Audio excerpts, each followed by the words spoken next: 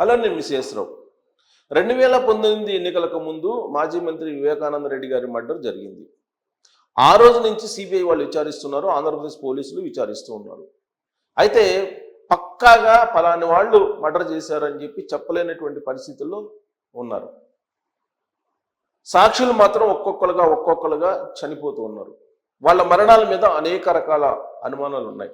ఇప్పుడు తాజాగా వాచ్మెన్ రంగయ్య అనుమానాస్పద స్థితిలో మరణించారు. ఆయన ప్రత్యక్ష సాక్షి వివేకానంద రెడ్డి గారి మర్డర్ కేసుకి. గత కొన్ని రోజులుగా ఆయన అనారోగ్యంతో ఉన్నారు. రిమ్స్ కడపలో ఆయన చికిత్స పొందుతున్నారు అని చెప్పి చెప్తున్నారు.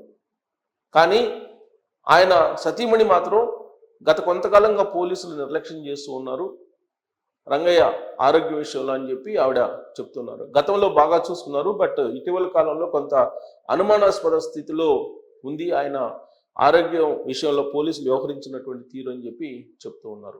అనేక మంది సాక్షులు ఒక్కొక్కరుగా చనిపోతూ ఉన్నారు. మరి వివేకానంద రెడ్డి గారిని చంపింది ఎవరు హత్య చేశారు అనేది మాత్రం ఎవరికీ తెలియట్లేదు. ఇదంతా దేవుడికి తెలుసు అంటున్నారు జగన్మోహన్ రెడ్డి గారు. మరి దేవుడి స్క్రిప్ట్లో భాగంగా ఈ సాక్షులందరూ చనిపోతూ ఉన్నారా? పరలోకానికి వెళ్తున్నారా? పరలోకంలో వాళ్ళు వివేకానంద రెడ్డి గారితో కలిసి మాట్లాడడానికి వెళ్తున్నారా? ఇదేనా దేవుడి స్క్రిప్ట్ అంటే? వ్యవస్థ సిబిఐ అనేది పెద్దది. ఆ వ్యవస్థ కూడా ఇప్పటి వరకు వివేకానంద రెడ్డి గారి మర్డర్ కేసుకు సంబంధించినటువంటి ఎవరైతే నిందితులు ఉన్నారో వాళ్ళని శిక్షించలేకపోతుంది. ఛార్జ్ షీట్లో పొందుపరిచారు, భాస్కర్ రెడ్డి పేరు పొందుపరిచారు, అవినాష్ రెడ్డి పేరు పొందుపరిచారు. అయినప్పటికీ కూడా అరెస్ట్ చేయలేకపోయింది సిబిఐ. మరి అసలు వివేకానంద రెడ్డి గారి మర్డర్ని తొలి రోజుల్లో ఆ మర్డర్ జరిగినటువంటి క్షణంలో దాన్ని గుండెపోటు అని చెప్పి చెప్పారు. ఆ తర్వాత గొడ్డల పోటు కింద మార్చేశారు. ఆ గొడ్డల పోటు కూడా ఎక్కడెక్కడ తగిలాయి ఏంటి అనేది జగన్మోహన్ రెడ్డి గారు మీడియా ముందు అప్పట్లోనే చెప్పారు. దాన్ని పొలిటికల్ మర్డర్గా షర్మిల గారు చాలా క్లియర్గా చెప్తూ ఉన్నారు. సిబిఐ కూడా ఆ విషయాన్ని ఆవిడ చెప్పారు. విచారణ వేగవంతం చేసి దీన్ని ఫైనల్ చేసి నిందితులను శిక్షించండి, అంతకులను పట్టుకోండి అని చెప్పి సునీతారెడ్డి గారు, వివేకానంద రెడ్డి గారి కుమార్తె ఆవిడ హైదరాబాద్ నుంచి ఢిల్లీ వరకు సుప్రీంకోర్టులో పోరాడుతూనే ఉన్నారు. కానీ దానికి సంబంధించినటువంటి విచారణ ఒక అడుగు కూడా ముందుకు పడటం లేదు. మర్డర్ జరిగినటువంటి తొలి రోజుల్లో సిబిఐ ఎంక్వైరీ కోరారు జగన్మోహన్ రెడ్డి గారు.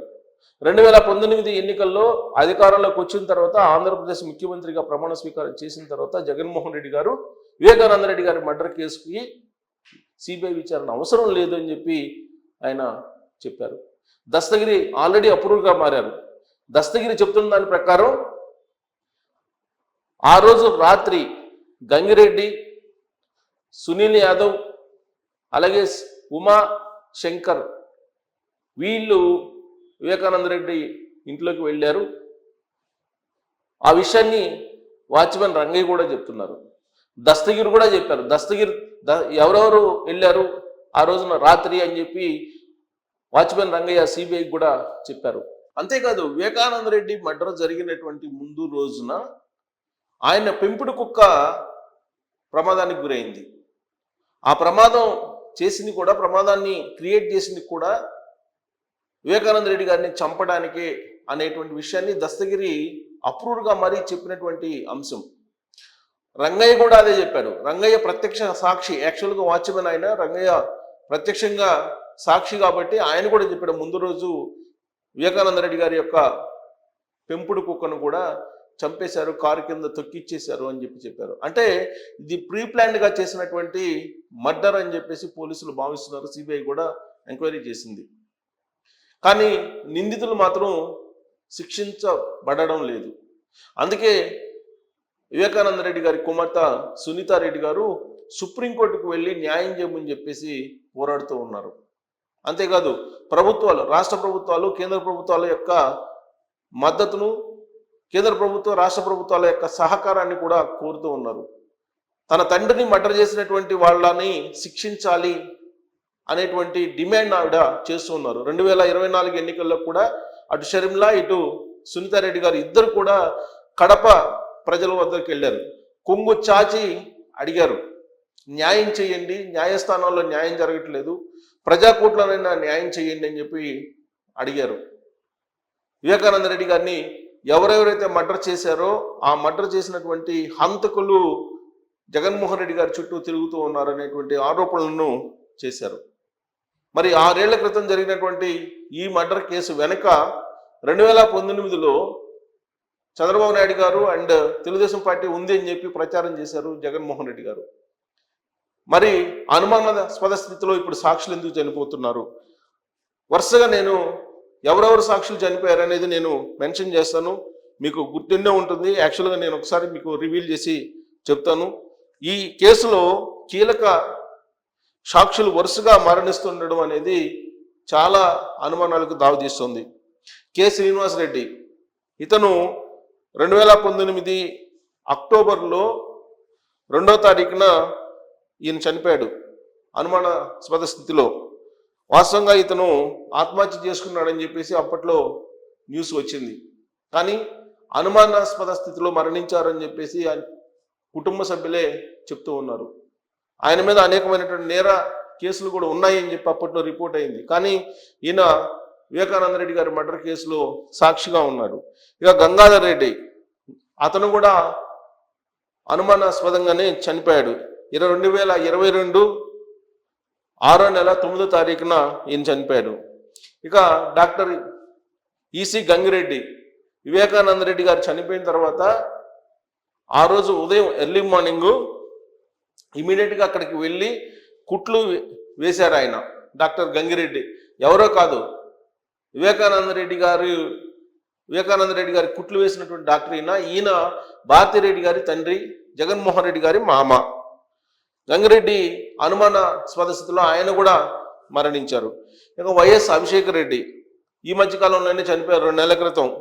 ఆయన కుట్లు వేయడానికి వివేకానంద రెడ్డి గారి హత్య తర్వాత కుట్లు వేయడానికి సహకరించారు. కుట్లు వేసిందేమో గంగిరెడ్డి, కుట్లు వేయడానికి సహకరించిందేమో అభిషేక్ రెడ్డి.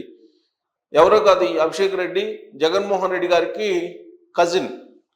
ఇతను చిన్న వయసులోనే ఇటీవల కాలంలో మరణించారు. వైజాగ్లో ఆయన ఆర్థోపెడిక్ డాక్టరు. దాదాపు 38 years 40 years అలా ఉంటాయి. ఆయన అనుమానాస్పద స్థితిలో మరణించారు.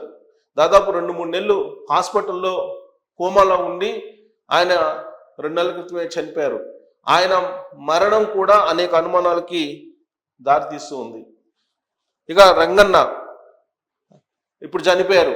ఆయన వివేకానంద రెడ్డి వాచ్మెన్, ఎప్పటి నుంచో నమ్మకంగా వివేకానంద రెడ్డి గారి దగ్గర ఉంటూ ఉన్నారు ఆయన ఇప్పుడు రిమ్స్ హాస్పిటల్లో కడపలో అనుమానాస్పద స్థితిలో మరణించారు. ఇక ఇలా వరుసగా చెప్పుకుంటూ పోతే అసలు వీళ్ళ వరుస మరణాలు అనేది అనుమానాలకు దావిస్తుంది.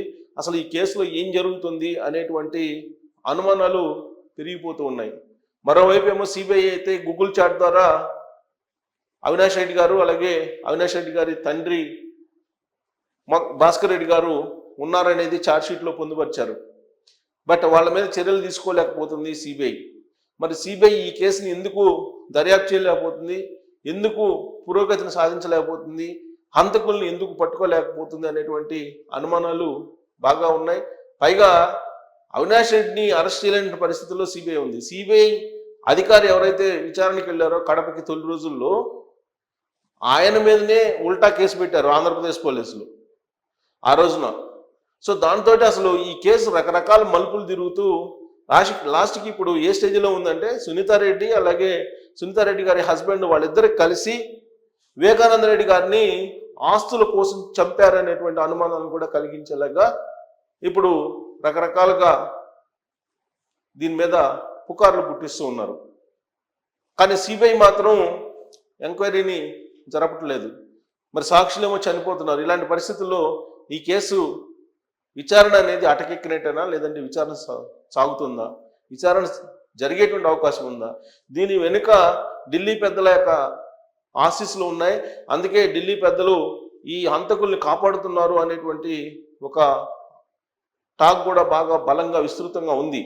సో కాబట్టి ఇన్ని కోణాల నుంచి మనం కనుక చూస్తే ఈ కేసుకు సంబంధించినటువంటి విచారణకి ఎండ్ కార్డు పడేలాగా కనిపించట్లేదు. సాక్షులు మాత్రం చనిపోతూ ఉన్నారు. మరి ఈ సాక్షులు ఎందుకు చనిపోతున్నారు అనేది మీకు ఏమనిపిస్తుంది? మీకున్నటువంటి అభిప్రాయం ఏంటి అనేది తెలియజేయచ్చు. Thank you.